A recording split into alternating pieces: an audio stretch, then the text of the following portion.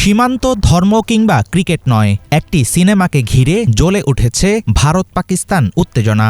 বলিউডের spy thriller ধুরন্ধর শুধুমাত্র ভারতীয় বক্স অফিস কাঁপায়নি, পাকিস্তানে তা পরিণত হয়েছে রাজনৈতিক ক্ষোভ, আইনি লড়াই আর জনরোষের উৎসে। পর্দার গল্প সরাসরি উস্কে দিয়েছে দুই দেশের রাজনৈতিক ও সাংস্কৃতিক সম্পর্কের পুরনো ক্ষত। প্রশ্ন উঠেছে, ধুরন্ধর কি আসলে দেশপ্রেমের সিনেমা, নাকি পাকিস্তানের বিরুদ্ধে চালানো আরেকটি ভারতীয় প্রোপাগান্ডা? রণবীর সিং অভিনীত এবং আদিত্য ধর পরিচালিত এই সিনেমায় দেখানো হয়েছে একজন ভারতীয় গোয়েন্দাকে। পাকিস্তানের করাচিতে ঢুকে অপরাধী চক্র ও সন্ত্রাসী নেটওয়ার্ক ভাঙার মিশনে নামেন তিনি।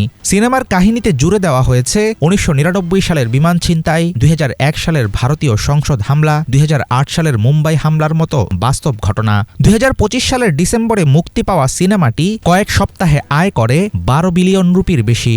অভিযোগ উঠেছে, উগ্র জাতীয়তাবাদ ও পাকিস্তানকে শত্রু রাষ্ট্র হিসাবে দেখালে সিনেমা নিশ্চিত হিট। এই ফর্মুলায় অনুসরণ করেছে ধুরন্ধর।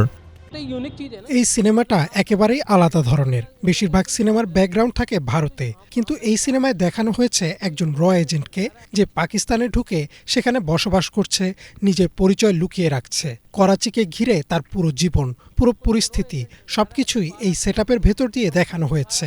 এ কারণেই এত ভালো লেগেছে। আমি মনে করি সিনেমাটা দেখা খুবই গুরুত্বপূর্ণ। ধুরন্ধরে দেখানো ইতিহাসের নানা ঘটনা নিজেদের মতো একতরফাভাবে দেখিয়েছেন ভারতীয় পরিচালক, এমন অভিযোগ পাকিস্তানি জনসাধারণের। পাকিস্তানে ভারতীয় সিনেমা নিষিদ্ধ হলেও ভিপিএন ও অবৈধভাবে ডাউনলোড করে মুভিটি দেখা হচ্ছে। পাকিস্তানের বিরুদ্ধে অপপ্রচার চালানোই ধুরন্ধরের মূল উদ্দেশ্য, এমন দাবিও অনেকের। আমার হিসাব অনুযায়ী সিনেমায় যা দেখানো হয়েছে তার মাত্র 10% বাস্তব, আর 90%ই বাস্তব না। যেমন রহমানকে রহমান ডাকাত বলা হয়েছে, কিন্তু আমাদের লিয়ারির মানুষের কাছে সে এমন ছিল না। আমাদের কাছে সে ছিল একজন ত্রাণকর্তা, গরিব মানুষকে সাহায্য করত। নিজের ব্যক্তিগত নেটওয়ার্ক ব্যবহার করে সে গরিবদের সহায়তা দিত। সিনেমায় আসলাম চৌধুরী নামে যে পাকিস্তানি পুলিশ কর্মকর্তাকে দেখানো হয়েছে, তার চরিত্র পুরোপুরি ভুয়া। ধুরন্ধরের তুমুল সাফল্যের আড়ালে রয়েছে তীব্র বিতর্ক। ভারতে যারা সিনেমাটির সমালোচনা করেছেন তাদের অনেকেই অনলাইনে হুমকি ও আক্রমণের মুখে পড়েছেন। বিনোদনের মাধ্যম থেকে সিনেমা যেন পরিণত হয়েছে দেশপ্রেমের পরীক্ষায়। তবে জাতীয়তাবাদী নায়ক ছাড়াও সিনেমা ব্যবসা সফল হতে পারে বলে মন্তব্য অনেকের।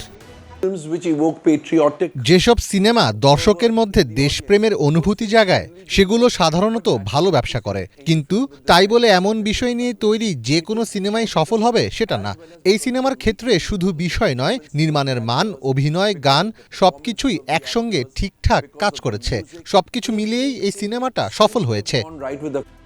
ধুরন্ধরের বিরুদ্ধে পাকিস্তান জুড়ে দেখা গেছে তীব্র প্রতিক্রিয়া। করাচির লিয়ারি এলাকাকে যেভাবে অপরাধ ও সন্ত্রাসের কেন্দ্র হিসেবে দেখানো হয়েছে, স্থানীয়দের মতে সেটা সম্পূর্ণ মিথ্যা। তাদের অভিযোগ, ভারতীয় নির্মাতারা এসব এলাকা সম্পর্কে সত্যিকার অর্থে কিছুই জানেন না। আমরা সিনেমাটি নিয়ে একেবারে বুঝতে পারিনি, পুরোপুরি ভিত্তিহীন। কারণ প্রতিবেশী দেশ আমাদের রাষ্ট্র সম্পর্কে কিছুই জানে না, তারা লিয়ারি সম্পর্কে কিছুই জানে না। সুতরাং তারা কিভাবে কাউকে নিয়ে বাস্তবসম্মত সিনেমা বানাতে পারে? ধুরন্ধর সিনেমায় অনুমতি ছাড়া বেনজির ভুট্টোর ছবি ব্যবহার এবং রাজনৈতিক দলকে সন্ত্রাসের সঙ্গে জড়ানোর অভিযোগে আদালতে মামলা করেছে পাকিস্তান পিপলস পার্টি। ১৯৪৭ সালের দেশভাগ থেকে শুরু হওয়া ভারত পাকিস্তানের শত্রুতা কখনোই থামেনি। ৪টি যুদ্ধ, সীমান্ত সংঘর্ষ আর কাশ্মীরকে ঘিরে অবিরাম উত্তেজনা আজও নিয়ন্ত্রণ করে দুই দেশের সম্পর্ক। সেই বাস্তবতায় বিনোদনের ক্ষেত্র ছাড়িয়ে ধুরন্ধর সিনেমা হয়ে উঠেছে রাজনৈতিক এক হাতিয়ার। হাফিজুল ইসলাম, বাংলা ভিশন।